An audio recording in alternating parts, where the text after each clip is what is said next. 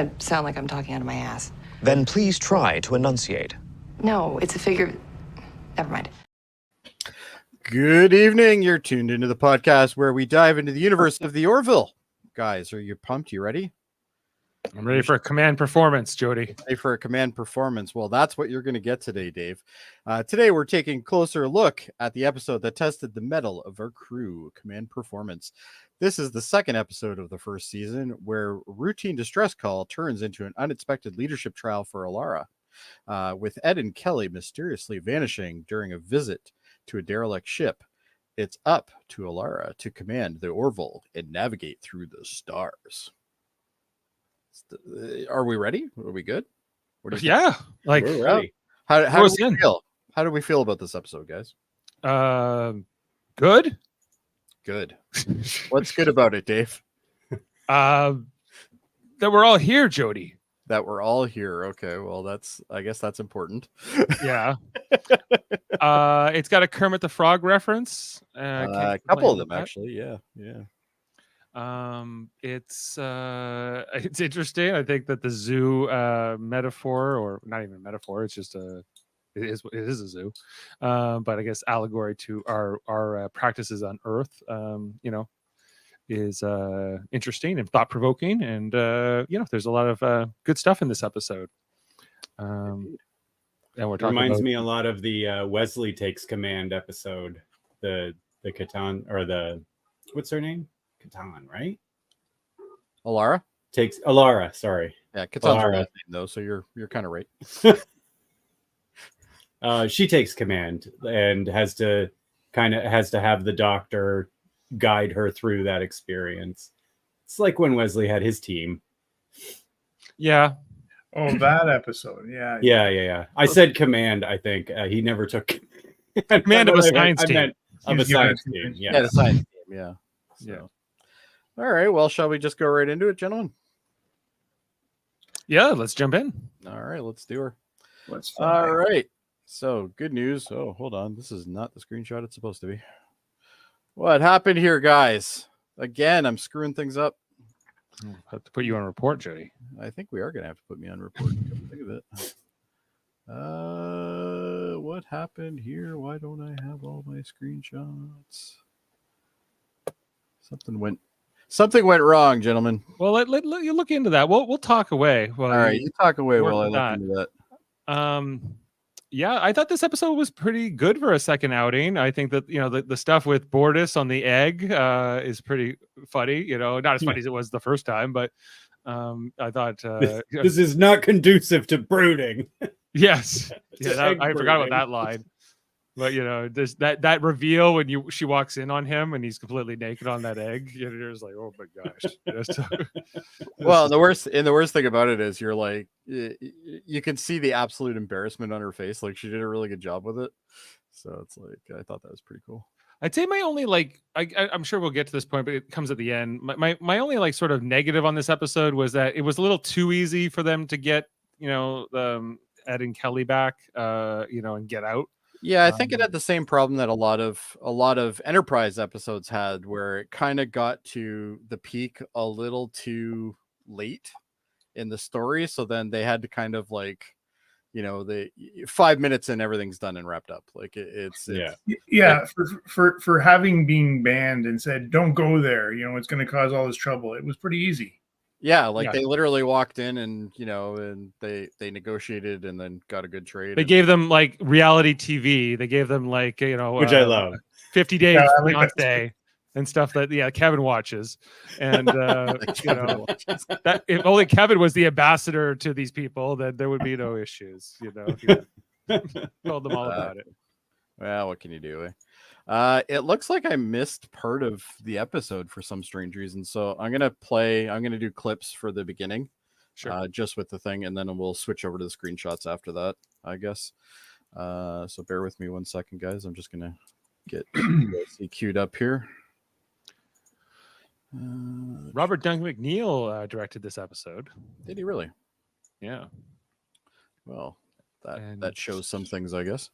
Seth MacFarlane wrote 1, 2, 3, 4, 5, 6, 7, 8 of these 12 episodes in the first Yes. season. Yeah, he Wow. writes most in the first season, and then I don't think Then he did gets a lot bored already. and moves on to the next project. Yeah, he's like, Right. oh, I got other things to do, guys. What can you do?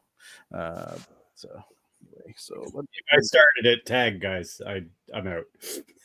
it's like I got this thing moving. I made the show. What do you want? I'm the Yeah, captain. like at this point, like I think I've done everything I need to do. Well, I mean, it's sort of a even when you get into later the third episode, was it third season or second? Whenever he starts, he's not in it as much either. It just he disappears a little bit. He plays a Cisco, He does the Cisco. Yeah, he does. All right, guys, I think we're queued up enough here. Let me just make sure subtitles are turned off. And sorry about this, guys. All right, so here we go. Let's get that going. And here we go. All right. So anyway, we first start off. Obviously, we start off with Mercer. Oh, what happened there? You probably just have to be selected on the. I'm stupid. Okay, there you go. Anyway, oops. Let's just flip over a bit here. So anyway, he basically at this point, we see. Well, I can't play too much of the video. No, but basically, Bortus comes in. You just hit the right arrow and it will like sort of skip. Kind of jumps over 5 or 10 seconds. All right, but basically, Bortus comes in and he says, "I have to have leave of absence." Like it's and he's like, "Well, what do you need leave of absence for?" And he's like, "I laid an egg." I laid an egg. But he says it in the Bortus way, which is everything is that he says is gold, in my opinion. It's just the delivery or the lack of, I think, is what makes it just great. But deadpan is always funny. The deadpan is good, yeah. But Bortus also asks him about Kermit on his desk. And he basically says, Seth says, well, it's one of the leaders that I admire. Yes. Which I thought was kind of a funny nod. And we do see a lot of Kermit. We see Kermit throughout the series. Not as much in the third season, but in the first two we do. So they must have paid for a certain amount, I guess. he doesn't explain to Bortus though that Kermit is a fictional character. Or a puppet for that. No, matter. he says, "Oh, it's an amphibious species from my planet." He's like, "Do you know this amphibian?" Or whatever. Yes, yeah. And Bortus gives him like, yeah, exactly. Which I thought was cute. But did you think it was weird that the captain didn't know about like the eggs? You kind of know about your crew and what's possible. Well, you got to remember, like they've only been out for a little while. Like he still really doesn't know Bortus yet. Like this is only the second episode in. So I don't know. I think it's a pretty big part of the it's something he probably should know. Yeah, I agree. Especially when I'm sure the doctor wasn't surprised by that, but Mercer seems to be pretty surprised. Although, like we do find out in the later episodes that like the Mocklins were they're sort of like in the Union, but they're kind of they're maybe kind a of little like bit the gray area of the Union. They're a little bit more independent, it seems like, and that increases as these cultural rifts will grow between the Mocklins and the other Union worlds over Bortus's kid that will come in the later episodes. But yeah, that the Mocklins are sort of a next week's actually. Yeah, that's coming right. It's literally right after this episode. Yeah, but yeah, the Mocklins and the Salayans, which is Alara's people, and I guess also we'll find of course the what do you call them, the Kalon. It's kind of an interesting group here with a crew here on the Orville being like they're all kind of unique, or a few of the crew are like the only one of their kind in the service. Yeah. Or one of the few, like in Alara's case. So, but I think that Bortus is the only Mocklin in all of the you get that impression anyway. Yeah, I don't think even throughout the series, I don't think we see another Mocklin in command or like even in uniform. I don't think that. I think he's like the only one. I think, and of course, Isaac's the only Kalon as well. Yeah, but they're not. We should really try to get some more species in to fly ships. They've got 3,000 of them to man. They're giving them to drunks and like, come on, washed out drunk commanders. Yeah, they have a recruitment problem, it seems. But yeah, it does seem like there is some sort of problem there. But basically, he says, I need 21 days because that's a gestation period of the thing. And Mercer's like, well, you take as long as you need, blah blah blah. He's being very accommodating, which I guess in the future we can be more accommodating. So that'd be nice. And then of course he leaves. And then I think where are we now? We're in the intro here. Hold on. Oh, We're pretty much there now. I can't remember what this conversation was, but I think it was along the lines of, I think this has to do with Bortus for a second or two. They're gossiping a little bit about Bortus to start off. Yeah. You know, what is it like to lay an egg, and where does it come out of their butt? You know, and he's like, Yeah. that was I the didn't thing. ask. I didn't I did ask. ask. That would be the It's like, you first thing definitely I've asked that. That's definitely something you would ask. But that's what I like about this show is that little banter that happens every so often, like especially between these two. These two banter constantly throughout the series, which is great until he gets promoted in the next season. Actually, I don't even think it's fully the whole season. Yeah, but even after that, they still banter. Not there at the front of the at the helm, but like. But the just bridge them. is much more relaxed than in say a Starfleet bridge. When it For comes to sure. this stuff. Plus, Like- they allow drinks, so that's Well, good too. Ed Mercer is not Captain Picard, I would say. Very much so. Yes, yeah, I agree. Right. But basically, I guess they receive a distress call. You get the distress call pretty much. Yeah, we right get the after that. distress call at this point. And then this is where we see this particular person. He says he's on a ship. He's having a hard time with communications. He can't see them very well. Blah blah blah. But he goes, oh well, we need supplies. Blah blah blah blah blah. And they're like, okay, well, we'll lend a hand, no problem. Send me over a list, kind of thing. And then he says something along the lines of, after that, he's like, oh, and by the way, your parents are here, or something like that. What a coincidence. What a coincidence. Yeah. So then his parents, played by Jeffrey Tambor. Tambor, and I can't remember her name, but What's he from? Jeffrey Tambor? I recognize Everything. everything. Yeah, he's been in That's a ton of helpful. stuff. Arrested Development, he was in. Yeah, he played the dad there. He I'll played the give- dad. Larry Sanders Show. Larry Sanders Show. Yeah, he was in I that don't a watch a lot lot. of that either. That's probably why I don't know him so much. Okay. Well, you probably have watched something with him in it, I'm sure. He's in the Grinch. Yes, Yes. yes, he was Another the thing I mayor don't of like. Orange, I believe. Oh, okay. Oh my God, he's like the new Jason Segel. I never had seen Jason Segel in anything until the Muppets, and I was like, "What is this guy in?" And they're like, "Well, he's in this How You Met Your Mother." I was like, "I never watched it." And then he's in this other thing, like 10 Things I Hate About You. Never watched it. It was like everything that Jason Segel had ever done, I had never seen before. He was in Muppets. Paul. Didn't see it. So You didn't see Paul? no. So I I'm don't know. actually surprised you didn't see Paul. Maybe I just avoid certain actors, but instinctually and not know it. maybe. Like maybe he's one of them. So anyway, they're an awkward conversation comes up about his rectal health. Sesame seeds get stuck. Yeah, Colon. and Get your colon checked. yeah, and his dad's like, I got a sesame seed, then I ended up getting some inflammation because it got stuck in the folds and stuff, and all this. And he's going all on this, and obviously Ed is super. You know who that woman is actually? That's the plays the mother of Charlie Sheen on Yes, 2.5 Men. 2.5 Men. Yeah. Yeah. Oh, okay. She's been in a ton of stuff though. I also think she does voice work as well on animated shows. But these two never came back, right? Like, so. I think we do see them again. oh yeah. I think we see them again, but it's like, second season or something like that. But I could be wrong. I don't know. But I'm kind of rewatching this again, so it's that's why we're having this, right? Sure. So It's been 7 years since I watched this episode as well.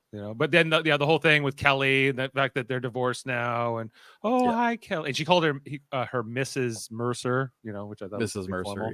yeah. But I guess Well, He's like, oh, it's great that you're such friends. Even after that, infidelity. The infidelity. Well, to her credit, it was Rob Lowe. yeah. Right. I'm not sure I'd say no to Rob Lowe, quite honestly. But anyway, but yeah, she's it turns into a very awkward situation, and then they're like, oh, and there's what's his name? Malloy. Malloy, yeah. Well, they call him by his first name, but Gordon, that's right. So they're like, oh, it's Gordon, and he's like, hello, Mrs. Mercer, and then she's like, oh, who is that? And Ed's like, that was Gordon. Like, it's that awkward conversation that we all have with our parents once in a while. But this is all a they're ruse. not actually listening. This is all a ruse. This is all a fake. It's a it does- fake. It does end up It is being a ruse, but we're not there yet, Dave. You've already given away part of it. Anyway, Mercer's He was like, just you know so what? excited for the sound effect, he couldn't contain himself. Yeah, he wants to hit that sound effect. But I'm surprised he even has sound effects for this. But then on the other hand, I'm surprised he wouldn't have sound effects. So that makes sense. But anyway, so yeah, they decided that Ed decides that this conversation's just getting so awkward that he's going to come down to the ship and talk to them because he just doesn't want the bridge crew to like listen to all this crap anymore. So at that point, Kelly goes with them, and they basically say, Alara, you're in charge. You know, you're the next one up. And she's like, I've never been in command. This is a problem. And she's like, This you does got see this. this. She doesn't seem like the logical choice to be the next in command after Bortus. It seems like that would even Malloy would be even more. Well, she's head of security though, so She's the third officer. She's the third officer, so it would kind of make sense. What about the lieutenant commander in engineering? Oh, we don't care about him. Yeah, fuck that guy. That guy comes in later, though. Engineers aren't in the rotation unless it's Scotty. Yeah. Unless it's Scotty or Jordy. Okay. Scotty or Jordy, yeah. Nobody else. And sometimes Malcolm. No, not Malcolm. Tucker. Trip commanded the ship all the time, but yeah, he was constantly running around, but he was also what would the captain do? What would the captain do? If T'Pol's not there, but anyway, that's a whole other thing. We already covered that show, I think. Come to think of it. Yeah, that's true. Big guest stars. I guess these are among them. Yeah, there's actually some even bigger ones later on. Not that Jeffrey isn't big, but still. Anyway, she takes the seat reluctantly, but she takes the seat. Obviously has the nerves going on. And actually, this is, I think, where I can jump into my screenshots. So give me 1 second here, guys. Let's kill this. It'll just make things easier. Sorry about that. Man, what a day, guys. What a day. All right. Oops. Yeah, Lamar does. Dave taught me how to do this. All right, we're good. All right, so let's put this back in. All right, so now they're having a conversation in the shuttle on their way over to the derelict ship. Basically, about his mother. Yeah, about his mother, and they're still kind of bantering, not as much as they were in the first episode, but they still kind of still say some shit to each other, which I think is pretty funny. And of course, I haven't clicked on this yet, so there we go. All right. Can I get this mouse out of the way?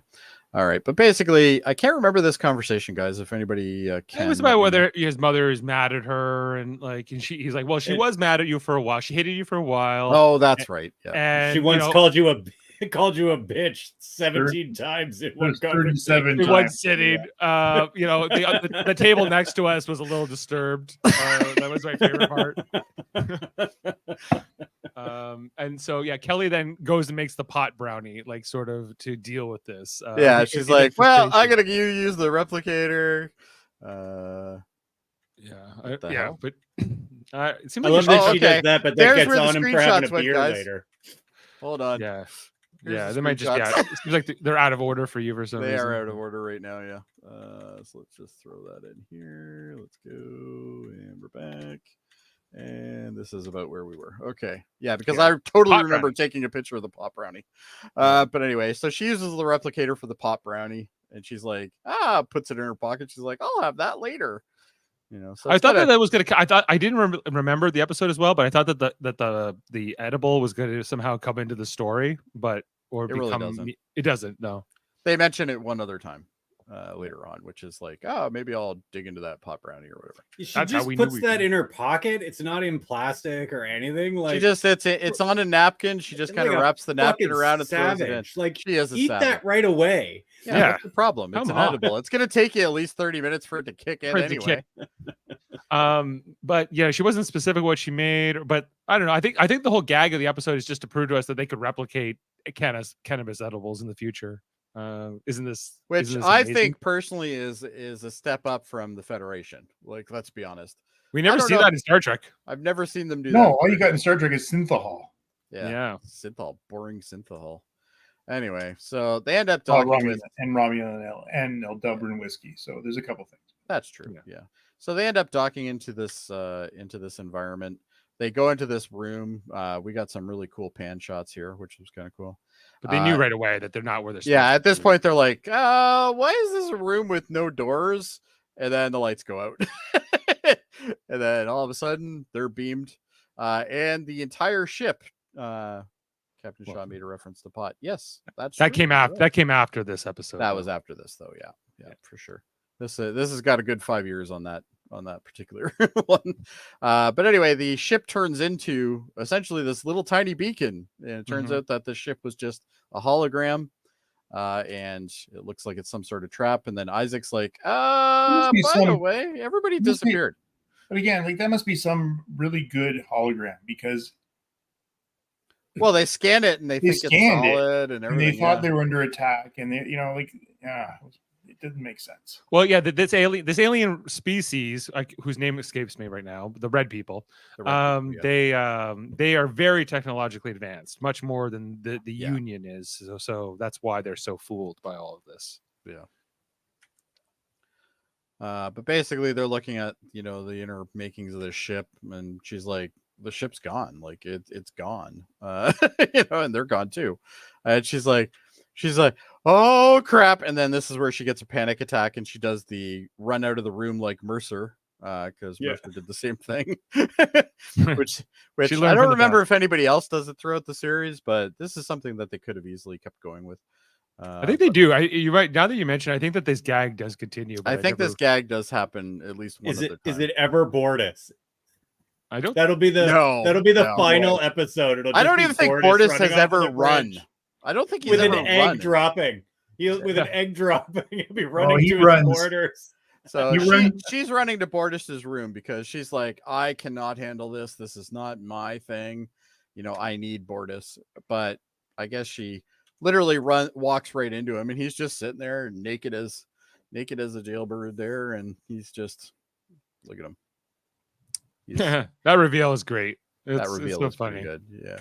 And then she's just like, she keeps looking down because she doesn't want to look at him. Is it not customary to ask for permission before entering? For one to knock before they enter. Yeah. Or something like that. Yeah. But I love Bortus. Yeah. And she's like explaining, like, the captain and the first officer are gone. She's like, not my problem. Yeah. He goes, I got an egg and I'm sitting on it. And I can't leave. I'm on leave. Leave me alone. Yeah. At this point, you're kind of on it there. You got to do it yourself. So then she's like, okay, well, fine. And she comes back, and then she looks at the bridge, and she's like, oh shit, I can't handle this. And she runs into I guess this is the ready room, I guess technically. Or Mercer's office, maybe. And then she instantly goes to the replicator and asks for tequila. What is it? Yeah. Chilean tequila. Chilean tequila. Yes. So she drinks it. And then she starts talking to herself, and she's like, you're not going to throw up. You're not going to throw up. You don't feel like throwing up. And then all of a sudden she's like, she had to run. And then this poor ensign who's going by is like, oh, why? He's like hearing her just toss, eh? And he's just like, oh, something's going on. And she's like, actually, I must have missed it. But she comes out. I love this scene. I love what him just looking around. It's very Family Guy, just looking around the corner. Yeah, he's just kind of peering over, like, what's going on. And this is a guy who, like, we see him one more time in the episode, but, like, we'll never see him again. Like, he's just some ensign. But you know what's interesting about this whole chain of command thing is, like, when you, like, in Star Trek, if you ever said, okay, you're in command, like, you can't hold people back. Okay, I'm in the seat. There's not, aside from Barclay, but there's never, aside from somebody wanting to be in command. That's what they've always been training for. Yeah, which it's almost the opposite on this show, because there's a couple times where people take over and they're like, I don't want to be in charge of this. Like, this is a shit show. So anyway, Isaac's trying to figure out where they went, essentially, and he notices that there was an energy thing that happened. So he's trying to figure it out. And then these two are bantering about something, but I don't remember what the joke was on this. I should have wrote that down. But this is where she wants to bring it. He's like, I can remote control the shuttle to come back. That's she's right. like, yeah, do that remote thing. And then there's awkward silence. And then he's like, so you want me to do that? Because she doesn't actually tell him. She's like, oh, that's good. That's all she says to him. then he's And like, then she wants to bring the probe, like whatever it is, she into wants to the bring shuttle that bay, into the shuttle bay. which Yeah. everyone tells her is a bad idea. Malloy and Isaac specifically. Yes. And yeah, like And at this point, the doctor's already kind of shown up to like kind of give a little bit of a supporting role here. again, she outranks her too. Like she might be a better choice to be in command than Well, her. and that's Well, kind of the actually, weird she's thing. not. She's not. She's the fourth officer. She's the fourth officer. Yeah. She's lieutenant commander. She outranks her. right. But in the all right, we'll come to this in Well, the fun facts. true. We'll talk about it in the fun facts. All right. All right. Adam's got fun facts to cover that. All right. So anyway, they're like, yeah, no, that's a bad idea. And she's like, no, get a transporter lock on that thing and bring it in. So they start bringing it in. We got some cool little external shots that we got to see. And they're about to bring it in, and then all of a sudden it blows up and everybody gets tossed around. Some guy falls off of the spiral staircase, which is probably the reason why most starships don't have spiral staircases. But either way, I still think it's great. I think they're missing out.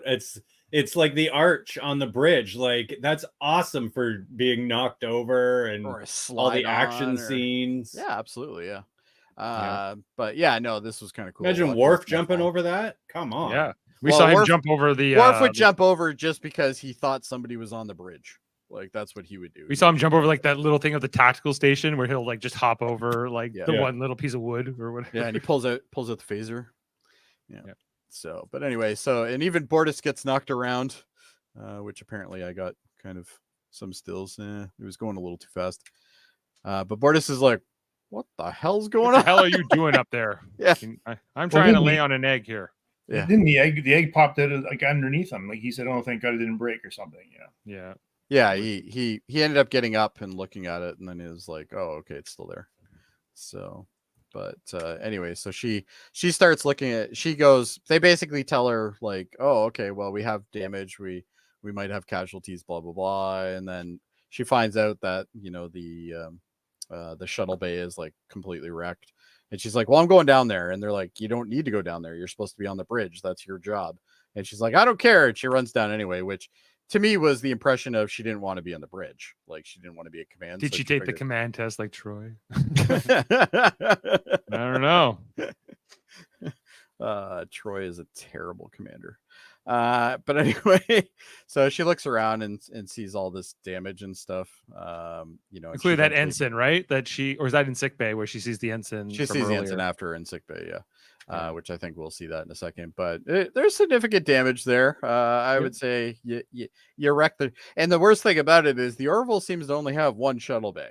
So you break it, you're gonna have to fix it before you. This do is only anything the else. second mission now, and it's been damaged twice already. Yeah, the ship's been destroyed. Well, and it's a constant thing in this show. Like it isn't like we're the Enterprise where it's like, oh well, we had shields up and we're fine, and nothing. It's a little bit more like Voyager, a and lot more like Voyager, where they get Robert their Duncan asses kicked McNeil every directing so the episode. Yeah, you that know. might make Well, sense. how about Enterprise, where the ship was just so beaten up at the end? At the end of the second True. season, yeah, it was just destroyed basically. In that episode, Damage. That was very fitting. So anyway, this is we're seeing some casualties, and then she comes across the in sickbay. She comes across the ensign that saw her and heard her, throw up earlier, and he's like, "Yeah, I was in the wrong place at the wrong time."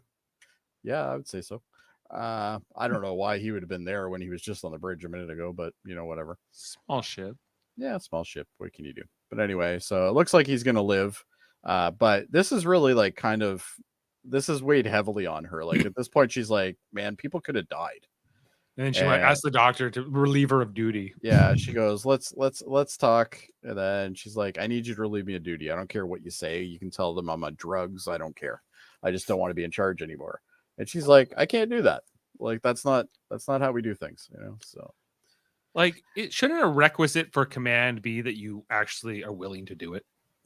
well, I think the main thing is like she's getting thrusted into a pretty shitty situation to begin with. Like she's lost the two, so it's a lot for a first command. I think. I don't buy that. I think that like Dave, I mean, like I said before, is like you're in the command structure because you want to be in command. You think?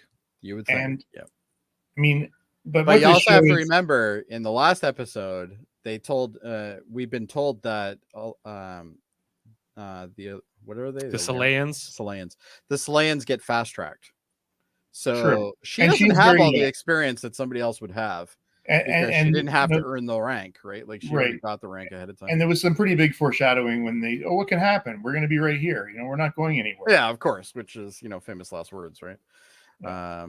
But anyway, she's like, you got to relieve me, and Claire's not having any of it. She's like, no, you need to do this. Like, this is part of your job. Like, we don't just relieve people for fun, so it's like, you gotta do this. So anyway, and then we flip over to Mercer, and Mercer is waking up, and he wakes up and he's in his apartment back in New York from a year ago, and Kermit's even there. So the technology they have to make sure that they understand their habitats is pretty good, I think. But yeah, anyway, they can obviously read their minds incredibly well Yeah. with their technology. yeah, and Kelly, same thing. Kelly's like, how is this possible? Like, did we time travel? And I like the fact that she makes it sound like time travel is not possible in this universe. Like it's just not. Like, But we know it is. we know it is later on, but we don't know it at this point. So And Kelly was a science officer before she went into command, right? So Yes. this would be more her area. yeah, this is why, and a lot of people I think forget that watching this, because like, yeah, she has a big science background, so like that's why she's interested in all the stuff that happens for the most part. So it's kind of interesting that she kind of does this. But they're looking around, they're like, wow, like, this is totally it. This is the Kermit that's on my desk right now. Like, we must have traveled in time or something. And then he's like, well, I'm going to use the pad and see if I can get out of there. Now, the door that he's trying to open is the door that goes outside to where like the shuttle shows up. Mhm. So like, I'm not sure what his plan was there. Like, are you planning on jumping out? Like, what are you doing? Just wave his arms and get somebody's attention, maybe? Yeah, I don't know. I don't know. But either way, I guess he just wanted to get out. I do like the fact that he tried to, ram the door. Tries to ram the door, and he just like totally destroys his arm. So He's like, dumb. He's so not that guy. Either, yeah, he's just right? not that Like- guy, which makes it even funnier. Like, the whole joke just is way better. Like, if Worf did this, you'd be like, all right, well, Worf, that's kind of things. You'd be like, that's a strong door. But Yeah, when Mercer that's a does pretty it, you strong go, door. well, that's a medium door. Yeah, Like- that's a door that has a little bit of reinforcement, but probably not much. But Like, what's great? Like in Star Trek again, they're all so physically fit, and they're all strong. Yeah. What's normal? Like, these guys are just normal people. Like, it just feels like yeah, this is a guy who Yeah. drinks beer at like 9 a.m. Like, The Germans have been doing it. the What are you- Germans do it. It's fine.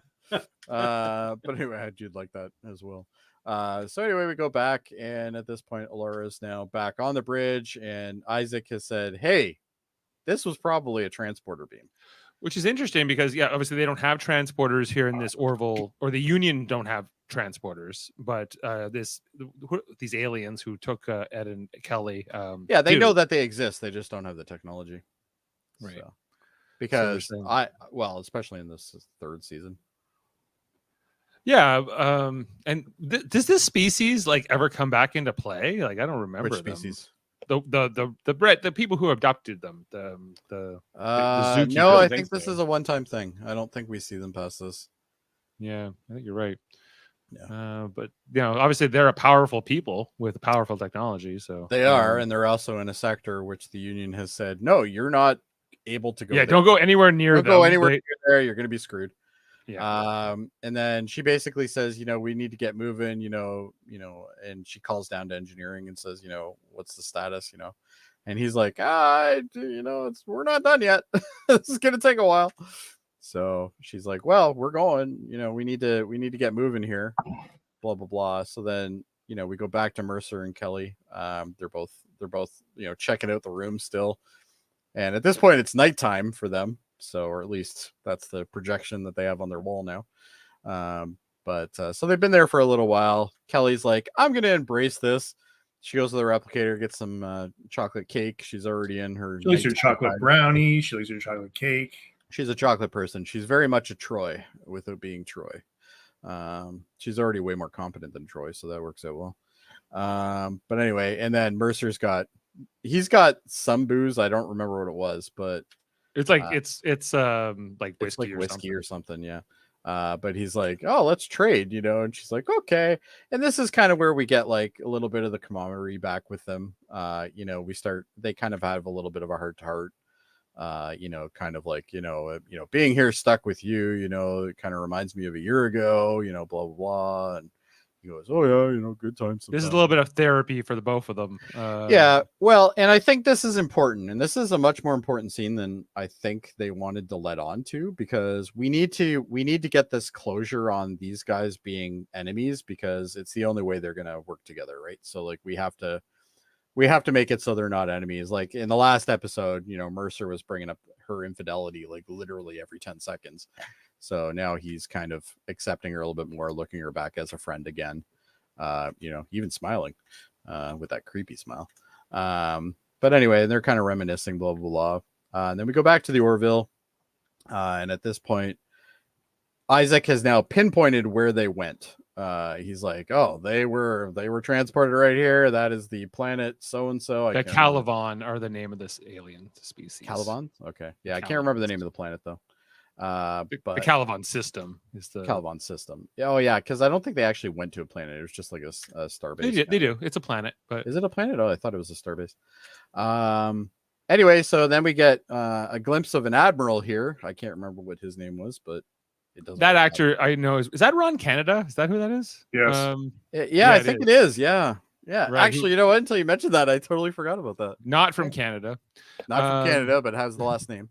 Yes, I believe he's the one here playing the admiral. He was in a few Next Generation episodes. When we had J.G. Hertzler on for the interview, he had mentioned that they're best friends actually in real life, and neat. that he had beat him for the role of Martok in auditions. Like it was good. It was between him and J.G. and J.G. got it. Yeah, and that is obviously on one of the other channels on this great. Yeah, go back and watch our interview, our first contact. Maybe with, we can throw a link in later on for that or something. Perhaps, very good interview, actually. It was really well done. Anyway, he basically says, no, you are not going anywhere near there. You're coming back. So, spin your ass around and get back to Earth, because, at this point, we need you back. The two were a lost cause. We're not going to risk it. Let's go back. So Lara's kind of like, I don't really want to do that. But then she kind of went, okay, well, I guess I got to do that. So the admirals are quite willing to give up captain. Expendable. Yeah, like they're like, cut them loose. If they're in the Caliban system, they're already dead. Like, don't worry. Not about worth it. So it does make you feel like, okay, there's a lot of stakes here. There's some danger involved. Yes. Yeah. Absolutely. But that's what lacked, I think, because again, I don't quite understand why he said that. Well, it didn't seem that difficult.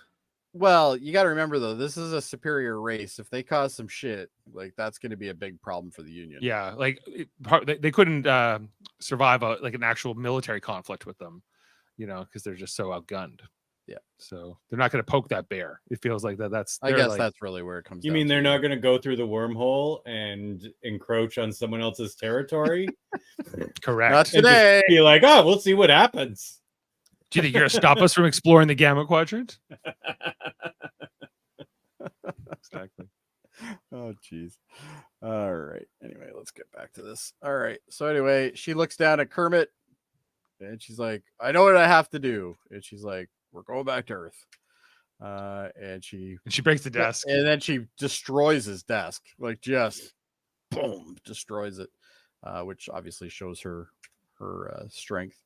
So Mercer is now, he's waking up on the couch. And these things are staring at him. Now, I think this is some fantastic makeup. Like they did a great job on these guys. The Calivans, yeah, they look like demonic. Great, yeah. Especially the master of the zoo. Yeah. Even like the intricacies on like his face, he's got like crow's feet and stuff and everything. It's great. But basically he's like, why is there red little people staring at me? Because they are fairly short. And he's like, what the hell's going on here? And then I must have missed it, but he went to run into the force field and he ran right into it and threw him back on the whole thing. And then they're like, we're gonna go look at the next exhibit. And then he talks to this like pinhead guy. Yeah, from Hellraiser. It looked kind of like the Hellraiser guy, but he really wasn't, because it wasn't pins. It was like spikes in his head. Porcupines or spikes. Yeah, he was like a porcupine kind of thing. I don't actually think they name him. No. They just talk about him. And then he says, "Oh, well, you should ask the other guy over there, because he knows how long we've all been here." And the other guy's like, "Yeah, you're not leaving." Yeah, even that costume's pretty impressive. I'm actually pretty amazed by that. That one not so much, but I think all these makeups and costumes are fun and different and new. yeah, they are. Yeah, for sure. And they're basically they go to look up. They look up and they see literally hundreds upon hundreds of pens of various species, all living in these little tiny cubes, I guess is a good way to look at it. Exhibits. Yeah, and they're like, we're in kind of, you're in a zoo, basically, is what the guy says. Like, you're in a zoo. Like, what do you want? Zoo. Yeah. Ha ha ha. It's like a horror movie a little bit, It's got in a way. Yeah. And we see the kid, like the little kid who's been, He put was in the abducted zoo. by from his family, yeah, and now he's been there. And I'm not totally sure his set design there, but I think they borrowed some of that from the Men in Black movie, maybe. Maybe those chairs, maybe. Yeah. Well, Fox, right? But anyway, but yeah. So even the I can't complain about any of the aliens in this show so far. Everything's been pretty good. But there's Mercer banging on the wall, because apparently, running at it and getting flown apart just wasn't enough. He had to bang on it some more. And Kelly's just like, this is terrible. And then they're like, yeah, well, that guy over there, he's been here for ages.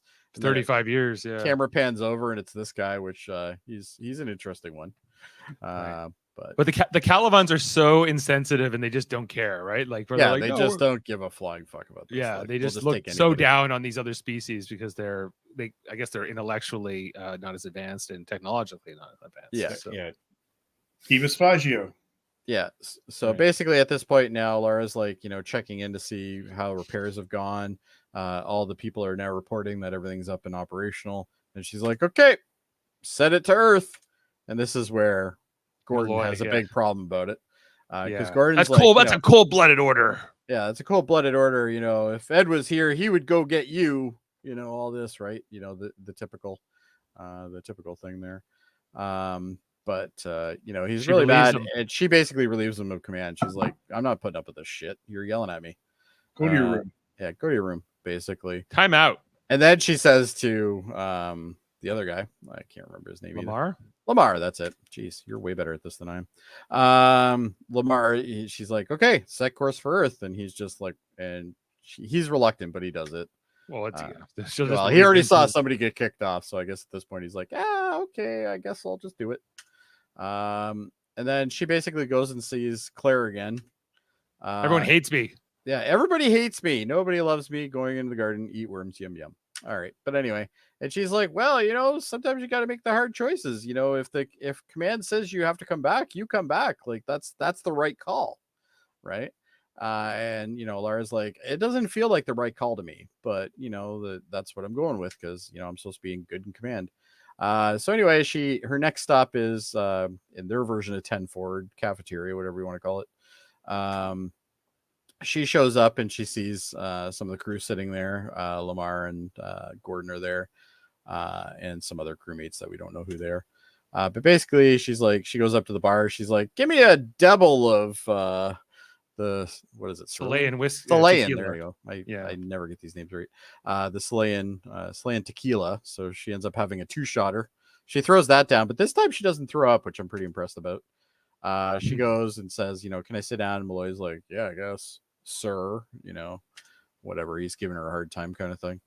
And she's like, what do you want me to do? Like, they told me I had to do this. And he's like, well, sometimes you got to go against the grain, blah, blah, blah. And she finally comes around and says, you know what? Let's go get him. And everybody's like, yeah, let's go get him. Blah, blah, blah. It's like, okay. I don't know. I felt like the move here was actually, maybe take a shuttle and go rescue them sort of separately from the whole ship, or that would make more sense for sure. And I don't think the ship has the ability to separate like the Enterprise does. No, I don't think so. But that's where I kind of thought. That's what I thought Claire's little speech to her was going to lead her. Like, okay, well, That's you what can I thought. Yeah, you can risk yourself, but you can't put the whole crew in but risk. don't put 'cause the that's- whole crew at risk. But then she ends up putting the whole crew at risk anyway. Right. Yeah, but they're on board. But they're everybody's all on for board it. at this point. And then they start running. They're all running to their posts now. How fast can you go? As fast as you want, sir. You're the Yeah. captain. You're you know, the captain. So Yeah. here we go. So there's a lot of little one-liners. Maybe we'll start a war. Who knows? Yeah, who knows? So anyway, they warp out, they come back, they warp back in, and now they're in that territory. And she's like, "Okay, well, we got to do this. We're here now. We've got to do this. Let's get this done," kind of thing. Oh, and I like how the part here with the Kalon with Isaac, where she's like, as you know, the Kalon are more technologically advanced, and he's like, and intellectually as well, And intellectually as well. Yeah. He has to point that out. Oh, it's so good. He's so subtle.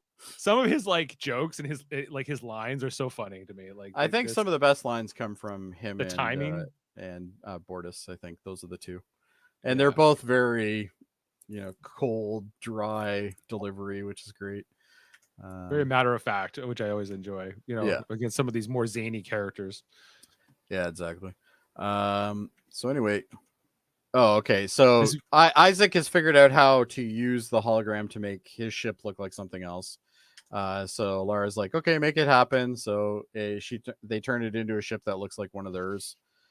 So they can kind of get in there. Oh, sorry. Not so technologically advanced. They scan it and they don't even notice. Yeah, they don't even notice. That's how good their technology is, though. They fool themselves. Yeah, so idiots. Do? Yeah. But anyway, so they fly in through this like massive like entourage of ships, and one ship starts really scanning them like hard. But then he's like, that can't be a hologram. That must be a real ship. Oldest trick in the book: you just fly casual. Casual. You don't fly nervous. If you fly nervous, they'll know. They'll know. Yeah, they'll know for sure. And at this point, you kind of get the impression that Claire is starting to become kind of proud of her, And Claire gets put in command here too, though. Yeah, and then Alara's like, "Okay, I'm leaving. You're in command now." Tag you're in. Like, yeah. And right before that scene ends, she's like, "Oh God," like she doesn't want it either. Like nobody wants command. So then at this point we go to breakfast at the zoo, I guess. Kelly's playing solitaire while eating cereal. Frankenberry, to be more specific. I love that it took one night for them to just start getting on each other's nerves. Yeah, and now Mercer's drinking at 9 a.m. The Germans do it. I love that. Yeah. That screenshot. It's great. That really just sums it and all one up of my right favorite there. One of my favorite lines. You're not German. Yeah, well, you're not Frankenberry. Yeah, you're not Frankenberry. Because she's eating Frankenberry cereal. Yeah. But neither one of them are too happy with each other at this point. And they're kind of pissed off at each other. And then Alara shows up. She's like, "Hi." And they're like, "Oh my God." And he's like, "It's so great to see you." And she's like, "Yeah, I'm going to go talk to the big guy upstairs, blah, blah, blah." Isaac's like, "Well, there's got to be a head like zookeeper or something. We'll go talk to him." And she's like, "Okay." Yeah, and this is only possible because they have Isaac, and we find out these Calavans respect the Kalon. They respect the Kalon, but they don't respect the other races. So like they won't even talk to her. He has to be the one. And there's even a scene where like later he's like, "This is my pet Alarin," and she's like, "Woof," or Slain. Sorry, Slain. This zookeeper guy, I had to look him up. He's not an actor I really know, JD Cullum, but he's great in this role. He is very good. Yeah, I liked him. Comes through. His performance is really fun. Comes through great. I love the facial expressions as well. The fact that their makeup follows it, which is even better. But Isaac's like, "I would like to talk to you about this." Blah blah blah blah blah. It's good. Like their dialogue is good. Where and Isaac just leans into the fact that he's like, "Yeah, these dumb humans, these stupid humans. They have this disease or whatever that could affect all of your animals in your all the species in here." And he's like, "Oh no!" And he's like, "Okay, well, we'll start our quarantine protocol." And then quarantine protocol turns into basically death. And she's like, "Ah!" And then Mercer's just sitting there, and then all of a sudden he's like, "What's the light?" Oh, these laser beams. Yeah. All these laser beams. Did some of the other zoo pets get killed in this process? Like, I everyone don't think so. I think this was just solely in their room. Just in so their that way they pod? could kill them for the innings. Oh, there's a dog. Whose dog's that? That must be Adam's. Yeah, well, it could have been mine, I guess. But anyway, so they see these lights, and it turns out that they literally slice everything. Does it remind you of that like that fight on Next Generation last night between Tasha and what's it, Yarina with the green lasers? It's already better, which isn't hard. Let's be honest. What about that other Next Gen episode where they had the scan going on, variant scan? The yeah. Barian Yeah. Suite. Oh, yeah. Starship Mine. I love that episode. It's a good That's a one. good episode. That's one of my favorite ones. Yeah, with Picard in his saddle. But yeah. So anyway, they're slowly getting pressed into the end of the room, and he's like, "Wow, we're just gonna kill him," and They he's won't like, feel a thing. Don't They won't worry feel a about thing. it. and Isaac at this point is like, can you at least talk to my? Can you humor me and let my Chilean pet talk to you? He's like, Yeah. you want me to talk to your pet? You want me to talk to her or your pet? Her? You want me to have a conversation with her?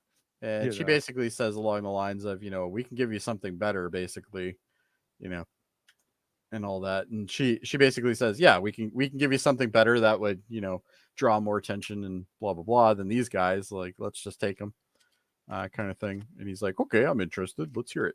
And at this point, the lasers are getting really close, and then they turn off. And they're both like, and she's like, oh boy. And he's like, wow. That was bad. Oh no, but the thing he says, he's like, I'm going to the bathroom to read. Oh yeah, I'm going to the and she- bathroom to read. yeah. She's like, She's what like, was "What?" that? And he's like, well, that was the last thing Elvis said. That was Elvis's last words. It's the only thing I could think of. I And kind of she's enjoyed just that. like, oh boy, yeah. There's so many good one-liners. And then at this point, we now see they're back. They're all back on the bridge. And actually, are they in the bridge or are they in the mess hall? They're in the mess hall. Oh, they're in the mess hall. But basically, it's an award ceremony, and they're going to give Alara the award for command or something like that. Like the Medal of Honor, their version of it. Their version, yeah. And Yeah, then meanwhile, the admiral is going to, give her a court martial. Well, that's the thing. I'm like, this follows the same Star Trek logic that if you disobey orders but you get a good result, then no one cares. Then it's okay. Yeah, they'll just ignore it. But That's anyway, basically what the doctor says. She says, you better be right or your career is over. Yeah, if this goes bad, then you're screwed. But Yeah, if you're you really if screwed, you yeah. pull it off, then they'll probably promote you. So, which the irony is she ends up leaving anyway. But We want justice. But anyway, so everybody's happy in the crowd. She gets a handshake. She gets the smile. Everybody's really happy for her. And then they start drinking because, that leads to the good things in the show. So they're all drinking. And she's like, and then Kelly's like, don't worry about the Admiral. Me and Ed will take care of that. You'll be fine. yeah, we'll cover for you. Yeah, or they'll smooth that over. So we'll talk to Ron Canada. We'll tell him. We'll talk to Ron Canada. We'll tell him he should have been Martok, and then he'll say fine. I guess we that'll be the can end put of it it, that way. But it turns out that they also rescued the kid as well. That was part of the deal.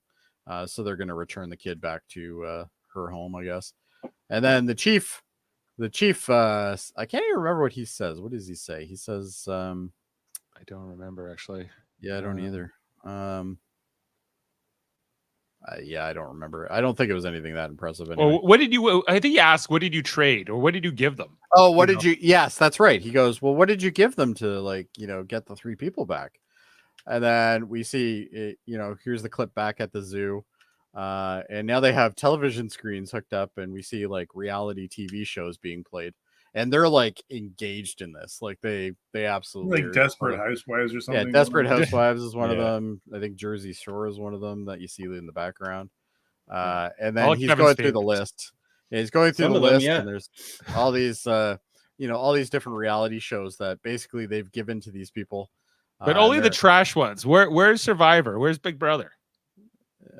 They probably don't exist in this universe. No.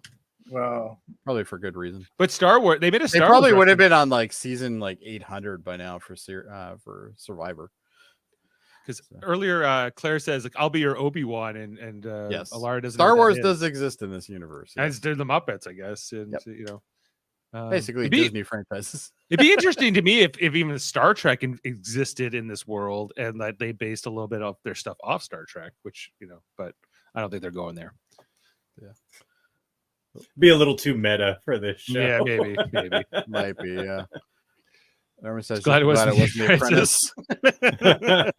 Yeah, I think we all agree with that. Funny, that'd be Yeah. funny. Yeah. especially today. And then our last scene, which is kind of our teaser for next week's episode, is we see Bortus, and all of a sudden he's like, "Oh, Clyden, we're hatching.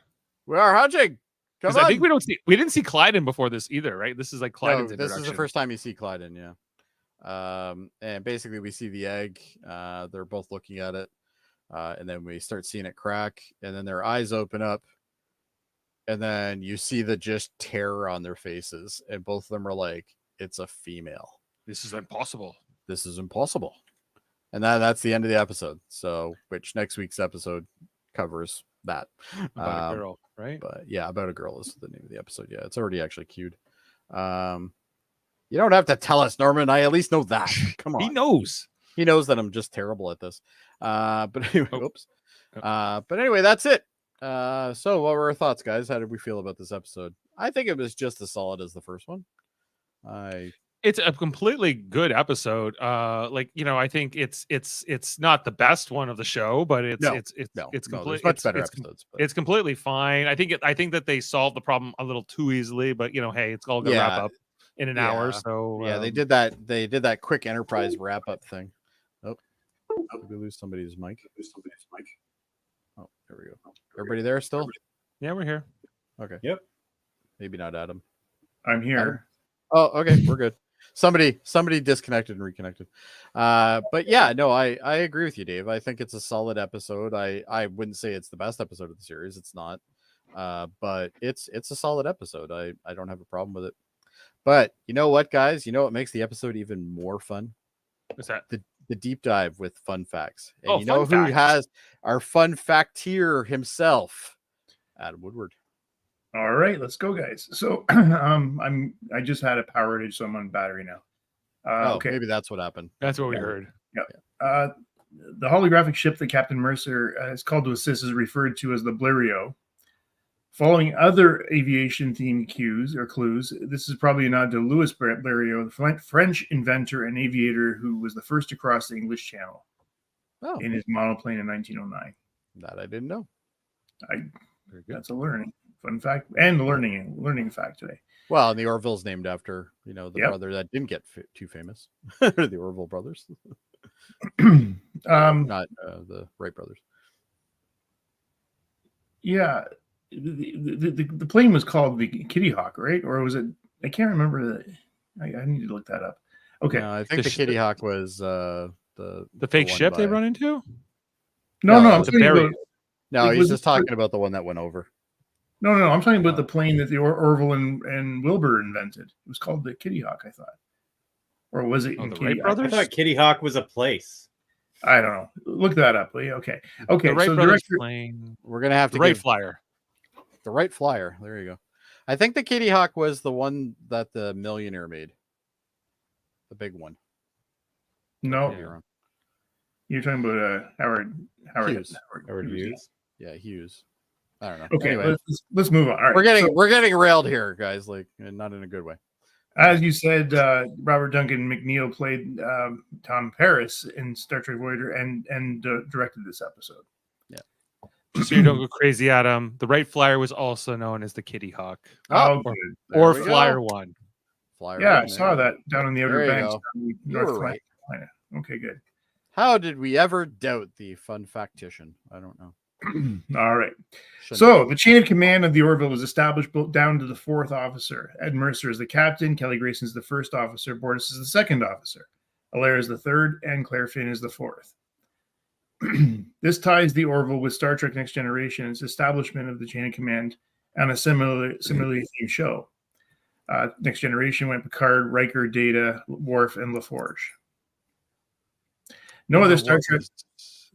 Worf was lieutenant and Geordi's lieutenant commander. They still put Worf ahead. Okay. No other Star Trek show established the chain of command that far down without many not going beyond the position of the first and second officer. Uniquely to the Orville, neither the first nor the second officers have any other role on the ship beyond command. While in Star Trek, only the captain and sometimes the first officer without other duties. Spock and T'Pol, for example, had both served as science officer on their respective enterprises in addition to the role of second in command. So there you go. The plot is similar to the original series. People are alike all over. Actually, it's not an original series, but The Cage and The Day at the Zoo. The Cage is the one I'm thinking of. Yeah. First appearance of Captain Mercer's plush Kermit the Frog doll on his office desk. In Old Wounds, you remember last week he had a figurine of Kermit. I guess it wasn't big enough, so they had to make it bigger. They went to a bigger thing. Yeah. I noticed it. Yeah. Oh, you did. You called it out last week. Of course you did. You called it out. Yeah. Yep. Ron Canada, who plays Admiral Tucker, appeared in the Masterpiece Society in 1992 Next Gen episode. This episode takes place over 3 weeks, as evidenced by Bortus' egg going from newly laid to fully hatched. Remember, you talked about a 3-week gestation period.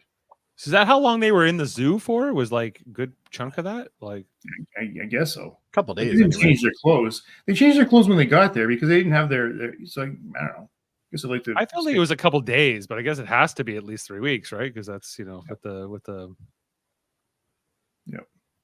Well, the we don't actually get a timeline because we just see Mercer now drinking and Kelly being irritated with him. So but we know that didn't happen over one day. But the opening scene with Bortus asking for the leave and then the egg hatches at the end, that has to be 3 weeks between those things. Of course, yeah, 21 days, yeah. But when she was eating in that room, I mean, it was annoying me, like the way she. She was crunching hard. Yeah. Larry Joe Campbell, who plays Steve Newton, the chief engineer on the Orville, in Old Wounds, Isaac stated that he was both the science and engineering officer. While it was not clearly stated where there was a I can't say the word, a split between Isaac's duties, whether his role of the ship was retconned once the Orville went into series, and actions and attitudes of the characters in the subsequent episodes. So I like the fact that I like that guy, Steve Newton. I wish he would have stayed. He's still in the show. He's not in the show very often because who are you talking about? The engineer, chief engineer. Oh, he retires. He retires, and then that's when when Lamar takes his job. Takes it, yeah. All right. Captain Mercer states one of his heroes is Kermit the Frog. He even has we already said that. Okay. The character named Ensign Parker is likely a reference to Tim Conway's character in McHale's Navy. Okay. Yeah. Okay. McHale's Navy. That's an old TV show. What a reference, I guess. I don't know whether Seth MacFarlane likes TV references and Seth MacFarlane are pretty much hand in hand. So yeah. Captain Mercer quotes Elvis Presley's final words when expecting to die in the replica of his New York apartment. This is likely a nod to James Cawley, who was an Elvis Presley impersonator and also plays Captain Kirk in the Star Trek New Voyages fan film series. It's not canon, so how do they know that? Like that it's likely a nod to him. Well, I'm just reading what I think likely is the key word here. Likely, probably. I think that they're taking a leap that Seth MacFarlane has this broad, popular culture. But you also have to look at the fact that this is a guy who, over the last 25 years with Family Guy, has referenced tons of everything. Yeah. So for him to do that, not unheard of. And the fact that he has written these episodes would also lead me to believe that. I feel like James Cawley wrote that fun fact for himself. It's possible. Yeah, maybe. Maybe he did. After Lara goes to Dr. Finn for advice, she says, "I'll be your Obi-Wan." Obi-Wan Kenobi mentioned mentored Anakin, Luke Skywalker in the Star Wars films, which would Seth MacFarlane often parodies in his cartoons along with Star Trek. Yeah, I wish they would throw a line like that sometimes in like I'll be your whatever, some like alien reference that we're not going to get, and then they go never mind, and then I feel like we always get it from the human perspective because well, we're humans, but the main cast is human, so yeah, that makes sense. introduces the full opening title. This episode introduces the full opening titles to the series. Old Wounds lack the title sequence, displaying only a title card with a cast credit over the action in the next scenes. First time you got to see the intro. Yep. And this was actually supposed to be the 4th episode in the series. It was moved up because it tested well with audiences. Oh, okay. I wonder what the original second episode was supposed to be. Maybe the next one. Well, it couldn't be because this one ends True. with the thing for the next one. So Yeah. Well, I guess. I'm guessing they probably just bumped one. Maybe they swapped the 2nd and 4th. I don't know. Yeah, who knows? The phrase Calivian Zoo, Calvin Zoo, is reference to the British rock band Babylon Zoo, whose single Spaceman gained popularity after being featured in 1995 advert for Levi's jeans. So I actually know that song. Surprisingly. Okay. I got a couple of facts. Yeah, go ahead. Details discovered by Dave coming at you. Did you know that the 2 Calivan spectators in the zoo are in fact cameos by Tori Belleci and Carrie Byron from the show Mythbusters? Oh, really? Didn't know that.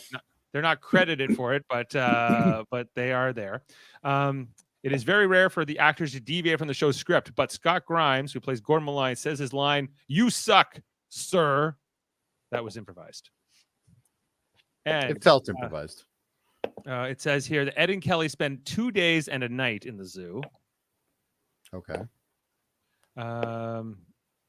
The other thing, too, is Ed recalls a bad experience with marijuana while at the opera. Well, he was convinced he would become paralyzed if he stayed. Oh, we didn't even talk about that. That's a great scene. An extremely similar experience happened to Seth MacFarlane, which is why he no longer uses it. He said, "One of the last times I was stoned, I was convinced that I would die unless I kept moving my body. So I sat there baked, waving my arms around like a crazy person." Can't say I haven't been there before.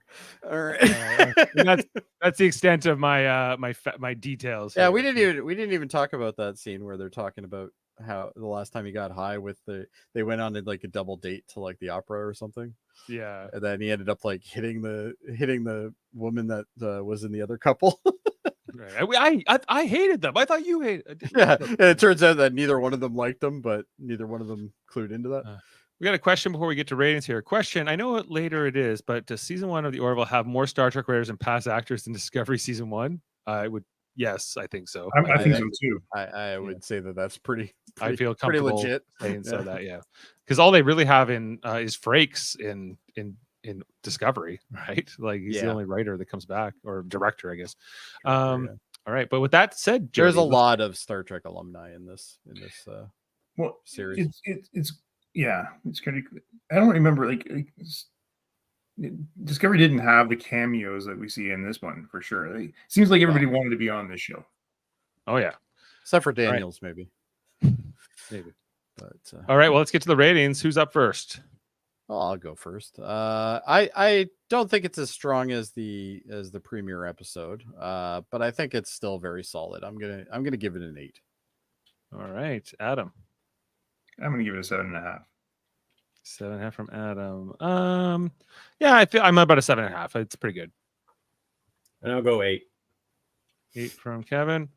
Murphy, who didn't show up, who said he was going to. Said he was coming, didn't he? Yeah. Anyway, we're averaging a 7.8 from the comments. Norman saying 8 out of 10.